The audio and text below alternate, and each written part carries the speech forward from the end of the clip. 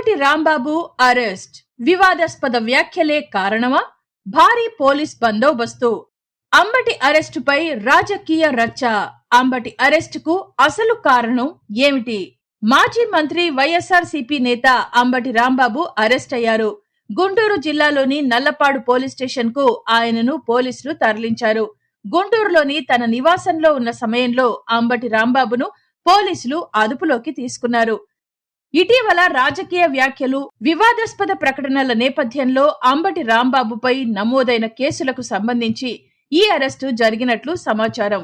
ఉదయం నుంచే ఆయన నివాసం వద్ద ఉద్రిక్తత పరిస్థితులు నెలకొన్నాయి. భారీగా పోలీసులు మోహరించి భద్రత కట్టుదిట్టం చేశారు.